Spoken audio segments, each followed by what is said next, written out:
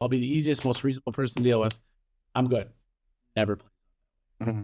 And even on their side too, on the buyer side too, they're not always like, wherever, I hit the number, let's buy these guys. Yep, this all looks good. They'll just the clutch. Wherever the founder doesn't fuck up a deal, the attorneys will.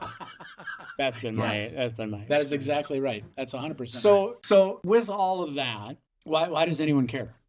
And where I've seen it is a good example. So like really big scale, what's happening in this space right now. You've got a lot of mega cap companies doing acquisitions, and not so much. When you say mega cap, are you thinking like $1 billion, north of $1 billion, tens of billions?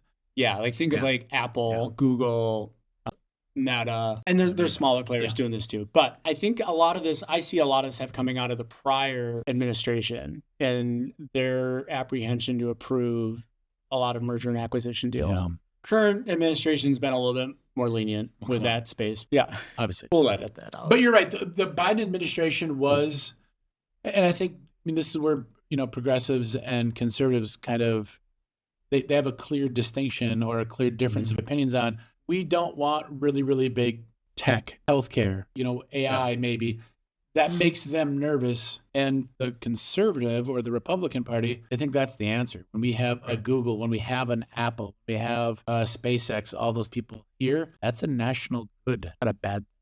Well, so how that's played out in the acquisition space, at least, in these larger scale companies, is you've got them buying just short of 50%, like 49% of the company. Right. Yep.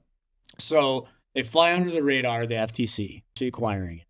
But they're buying enough of it that they have effectively control over the organization. Right. So they get exclusive licensing rights to whatever the product is. Tell them, hey, you can still sell it to whoever you want. And then what they do, this is in the footnotes, and they find out after the fact, is they steal the founder.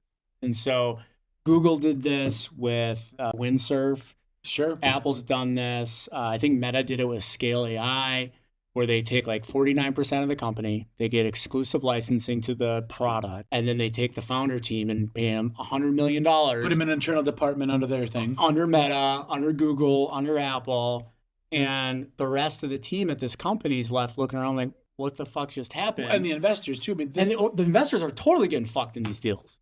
Founders are doing great. Founders are doing fantastic because they hit their number. They were checked out, all the things we said of why you would sell, they checked all those boxes. They got a big paycheck, and now they're working at Meta, reporting to Zuck. Everyone else is left holding the bag. Call me old-fashioned, but don't you want to kick somebody like that in the nuts if that founder does that to you? Well, decides that's to what's sign happening, yeah. That is, again, might be old-fashioned. I don't know. Don't you bring with the people who brought you to the dance? I mean, don't you leave with them? You wouldn't do a deal like that. But you're right. It's happening more and more. It's legal.